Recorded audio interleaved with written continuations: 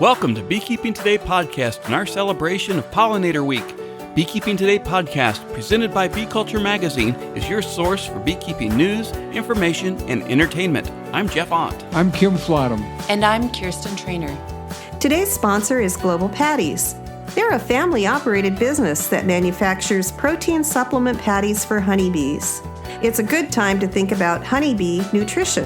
Feeding your hives protein supplement patties will ensure that they produce strong and healthy colonies by increasing brood production and overall honey flow. Now is a great time to consider what type of patty is right for your area and your honeybees. Global offers a variety of standard patties as well as custom patties to meet your needs.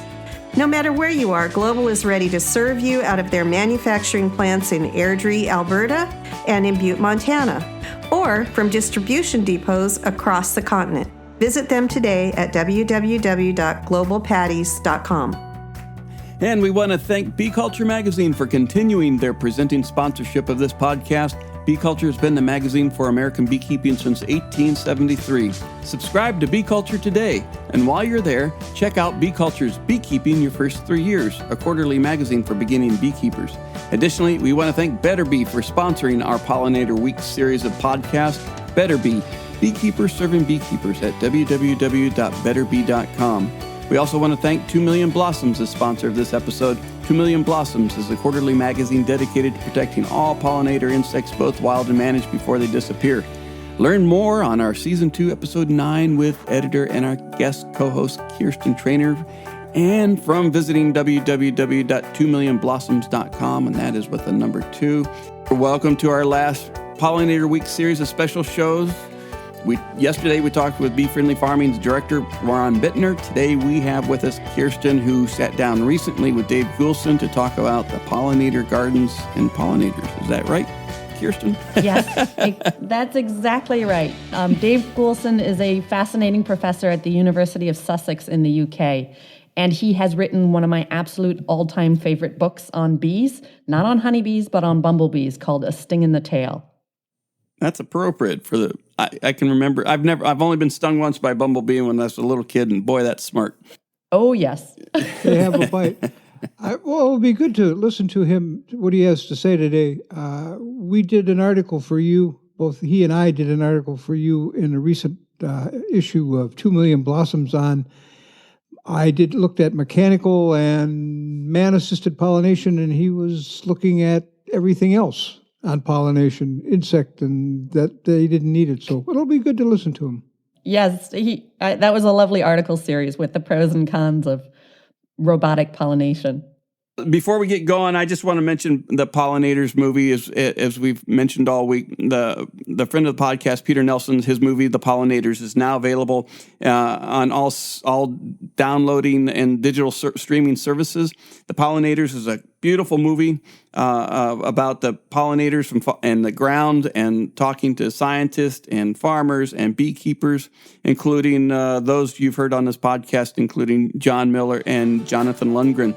And we've also talked to Peter Nelson. So I encourage everybody to go out there and watch this film. It's beautiful. Here's your chance to see it on your big screen TV, and just sit back and enjoy the film. You guys seen it, haven't you? I've gotten through it 3 times this week, Jeff. That's fantastic. All right. Well, Kirsten, let's listen to your interview with David. Welcome to Beekeeping Today, a podcast on all things pertaining to bees. I'm guest host Kirsten Traynor, editor of 2 Million Blossoms, Protecting Our Pollinators. Today, I've invited Dr. Dave Goulson, a professor at the University of Sussex, who studies pollinator health and has written several fascinating books. Dave, welcome to the show. It's a pleasure to be here. It's probably fair to say that you love insects. How did you get so hooked? Yeah, I do. I don't know why. I mean, I think most kids have a kind of bug phase, where they're just fascinated by anything that creeps and crawls or they can hold in their hand or put in a jam jar and watch. And I just never grew out of it. About 5 or 6 years old, collecting caterpillars there were these little weeds on the edge of the school playground, and there were these little caterpillars with yellow and black stripes. And I put them in my lunchbox and took them home and reared them up, and eventually they turned into Cinnabar moths. They were which are quite common, but beautiful things. And I was sort of just completely hooked. And I'd been really lucky, somehow I persuaded people to pay me to study insects or make a living out of chasing around after bugs, really, which is a real privilege. Very cool. So yes, and you have a lovely way of describing it. There's something about British writers who can recreate a scene with both humor and an unusual combination of words that really sets the tone. In your book, A Sting in the Tail, you talk about your efforts to bring back a bumblebee species from your childhood, the short-haired bumblebee that had disappeared from the UK. Can you tell our listeners about what happened? I wish you hadn't asked that one, actually, because it's not a 100% successful story. So, yeah, how long have you got? Because I could talk for hours. I'll give you the shortish version. So basically, the short-haired bumblebee went extinct in the late 1980s in the UK. But there was this weird situation whereby people took bumblebees from the UK to New Zealand in the 1890s. Bumblebees of British origin, alive and well in New Zealand on the other side of the world. But they were extinct here. So we hit upon this idea of trying to reintroduce them from New Zealand, so bringing back native short-haired bumblebees. But that hit the New Zealand population were terribly inbred, so genetically they were very weird, had hardly any genetic variation. And so in the end, we aborted that and we tried to reintroduce them from Sweden, where there's a good, healthy population and genetically is actually pretty similar to what used to be in Britain. So for 5 years, we created, the project's actually been running for over 10 years now. Okay. And the project officer, Nikki Gammons, created tons of habitat, working with local farmers and landowners. There's hundreds of hectares of new flowery meadows that were created in southeast England, in Kent, to form to provide the habitat for this bee to thrive. And then we brought back queens from Sweden and released them. And they flew away. And basically, we didn't saw any of them ever again. So for 5 years, we released the queens. And as far as we know, they didn't establish in the wild in Britain. The good news, though, is the habitat is still there. Project's actually still ongoing. And we've seen numbers of other rare bees that hadn't gone extinct increase hugely in that area of Kent. So it shows, we can make a difference. It seems that we can't fix the extinction of one species, but we can at least look after the ones that are still left. Yeah, no, that I had put in a pollinator meadow for my honeybees where I was keeping bees in Maryland. And so it was 7 acres. The first year had a lot of sunflowers. And of course, my honeybees completely ignored it. But I saw bumblebee species I had never seen before on the property. And as soon as you plant it, it seems that they come out of the woodwork and they somehow manage to find it. So it's amazing, actually. I mean, the capacity of insects to recover, and the fact that they're still there, they're still hanging around. You may not have seen one, but you provide the right habitat for them, and suddenly, bang, they kind of miraculously reappear and start thriving. So it wouldn't take long. All these insect declines that people worry about, I bet we could fix them in no time at all if we actually just started giving them a bit of space, somewhere to live, some flowers to feed on, and so on. So you have actually purchased a rundown farm in France that you've been restoring over time, including the surrounding meadow. How do you bring a meadow back to life? Yeah. So, I mean, there used to be massive areas of these flower-rich meadows, just in the UK about 80, 90 years ago. They reckon we had about 3 million hectares of flower-rich meadows, hay meadows and chalk downland and so on. And basically we plowed it all up and destroyed it. Well, we lost about 98% of it in the 20th century. And that's a really fantastic habitat for bees. And it's really rather sad to have lost so much of it. But it can be recreated, and I had this kind of idea that it would be lovely to have my own meadow. And I couldn't afford land in the UK. It's too expensive, but it's much cheaper in France. And the climate's a bit warmer. So I bought this farm with 33 acres of land, and it was very boring. It had been an arable farm, so it had been under wheat. And I've been slowly turning it back into a wildflower meadow, and mainly by just managing it in the way that an old hay meadow would have been managed. So the local farmer, he's a goat farmer, he comes and cuts the hay once a year and takes it away, feeds it to his goats. And that's really the only management. I've sown a few wildflower seeds in parts of the meadow, but only in really, small quantities, because it would cost a fortune to buy and re-sow the entire meadow with a dedicated wildflower seed mix. And wildflowers have just been creeping back. I've had the place now since 2003. So it's had 17 years. And it's amazing how many wildflowers there are in the seed bank and how many blowing on the wind. Every year there are new species arrive. And now it's full of flowers. There's orchids. There's all sorts of beautiful things popping up. And it's kind of fun every year to see what arrives. And of course, it's full of insect life. Huge numbers of butterflies and bumblebees, including some nice rare ones have turned up. Things like there's one called the shrill carder, which has a high pitched buzz, hence the name, which is quite common in my meadow now there. And it's fantastic to see and hear them.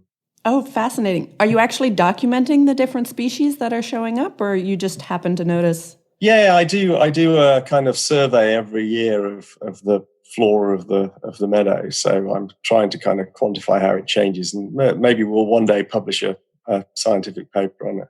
Who knows? Fascinating. And your latest book, The Garden Jungle, or Gardening to Save the Planet, can you give some suggestions of how homeowners can help stop the loss of pollinators? Yeah, well, so that's one of the nice things actually about insect declines. Is that people can get involved in helping. A lot of these big environmental issues, people do feel helpless, climate change and, the rainforests are being chopped down and that kind of thing. But with insect conservation, if you've got any kind of outdoor space, plant a few of the right kinds of flowers, and there's lots of advice out there about which ones are good. And within literally minutes, you'll see bees will start sniffing them out, hoverflies will turn up and so on. Don't use any pesticides. Don't mow your lawn too often. Put up a bee hotel. Grow some flowering shrubs and trees if you've got a bigger garden. The book is basically full of advice as to how to do this, but it's all really common sense, and it's all about just kind of treading a little more gently, letting our gardens perhaps be a little less neat. And just inviting nature in to come and live with us in our gardens. And I think that's fantastic. There's a huge opportunity there, and lots of people want to do this. It's kind of an open door. And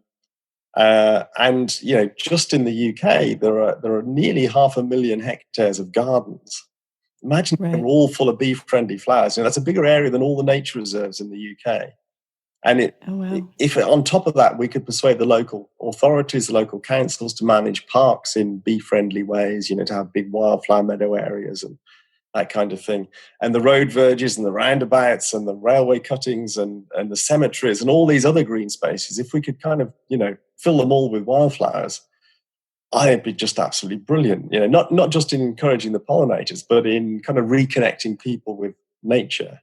So it certainly looks prettier. I mean, the wild cottage garden look is absolutely stunning. And while it can be intensive in the first few years, once it really gets established, it's pretty low maintenance. Absolutely. I wish you could see my. I've got a window just behind the computer looking out onto a bit of my garden, and it's a bit of a cloudy grey day, but there's still lots of bees buzzing around on all the flowers, and it isn't hard work at all. I mean, I've got a full-time job, and I don't spend all my time in the garden, and I find it's really pretty easy to have it full of life and colour. Of course, it's not immaculate. It's not right. I don't mow the lawn very often at all, so it's a bit shaggy, but it's full of flowers, and I think that's much nicer than a kind of Wimbledon tennis court with stripes, like some people try to create. Oh, sure. I mean, if it's buzzing and alive, it's much more fascinating when you go out there than that weed intolerant green space that is pretty sterile in a food desert. Yeah, absolutely. So one final question. If you had to pick a pollinator avatar to represent you online, what species would you go with? Oh, that's so difficult. Oh, I'm really struggling because there's so many choices.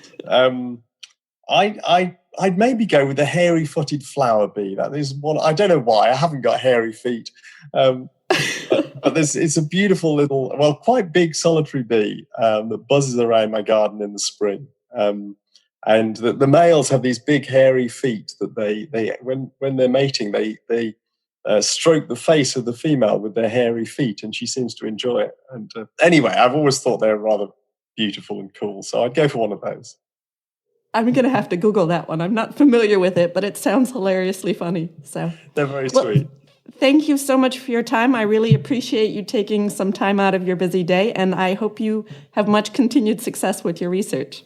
It's always a pleasure to chat. Anytime. Better Bee is pleased to present the Pollinator Week series of interviews on Beekeeping Today podcast. As a supplier to the nation's beekeepers for over 40 years, Better Bee provides the tools, equipment, and information you need to succeed. Through its many beekeeping employees, Better Bee serves you with solutions to your beekeeping challenges. That's why they can say they are your partners in better beekeeping. Thanks to Better Bee for their informative catalog, website, supportive beekeeper education, and for supporting this week's episodes. Be sure to see the latest at betterbee.com. Well, Kirsten, that was a really enjoyable interview you had. It was actually, I felt he seems like a very peaceful guy. You know, I can just see him on that cottage, and it's very calming effect. Nice interview. Thank you. Oh, you're welcome. I had a blast talking with Dave. He's one of my bee heroes, and he actually founded the Bumblebee Conservation Trust in the UK, which does amazing work. So I really enjoyed chatting bees and gardens with him. Very good. And I, like you, Kirsten, I'm going to have to go look up a hairy-footed flower bee. I do not know that one.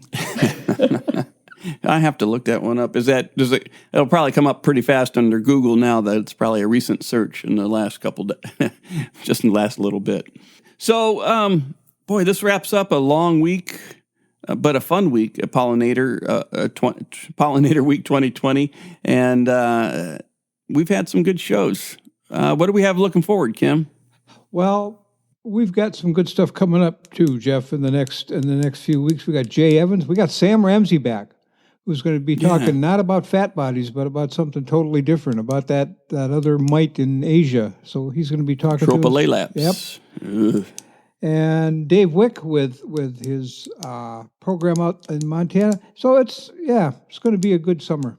Yeah, Kirsten, you're off in Berlin doing fun things. I am. I'm working in a robotics lab here in Berlin, Germany, and I've had a chance to interview and speak with Maddie Oswald at Arizona State University, who is studying how carpenter bees will build nests collectively in logs, and she's actually taking them into a medical facility and using CAT scans to see how their nests develop over time. And then I also had a chance to talk with Adam Ingrau from the Heroes to Hives program, which is based out of Michigan, and it works on getting veterans into beekeeping and educating them. And it was fascinating because he said that one of the things that's been so interesting is that the vets end up not just with an appreciation for honeybees, but for the whole ecosystem. So perfect segue from Pollinator Week. Oh, that sounds great. And you have your summer issue of 2 Million Blossoms coming out? That is correct. It should be arriving, so long as the pandemic doesn't slow down shipping, in early July in people's mailboxes. And it has some great articles, including one on how to get your own garden certified as pollinator habitat by the founder of Bee City USA, Phyllis Stiles. And then it has another one by Monica Makel on the history of tagging monarchs, as well as how you can get involved and tag your own monarchs, and some other really beautiful articles, one on UV photography, which gives a bit of a perspective of how bees might be seeing the flowers they visit, and a whole special section on hoverflies, the overlooked pollinator that often shows up in the media as a honeybee. Very cool. Well, I'm looking forward to that issue. It'll be fun. I want to read that part about, we talked to Chip Taylor earlier this week, and tagging my own monarch butterflies, that seemed like that would be kind of fun. It must be magical. Well, I have a thing with carpenter bees. I have more carpenter bee nests in my chicken coop than I have wood.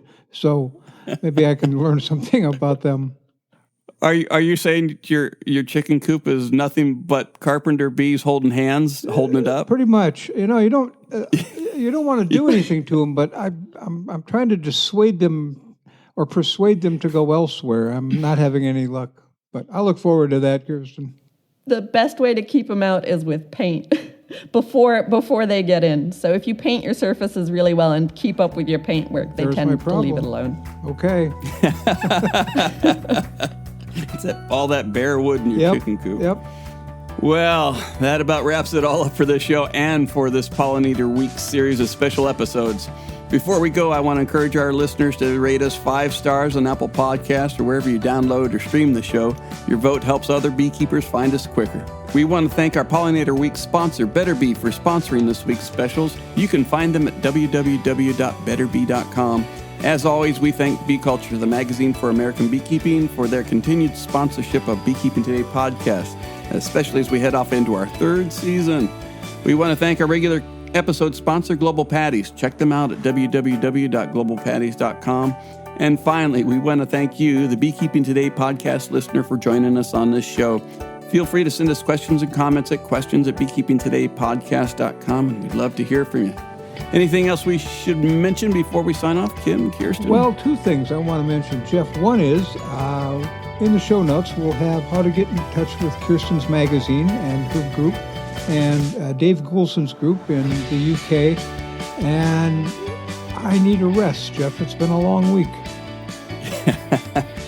Well, we have another show coming up on Monday, so don't rest too hard. Okay. Kirsten? Just happy summer and enjoy the end of Pollinator Week. There you go. Well, thank you, everybody. Stay safe.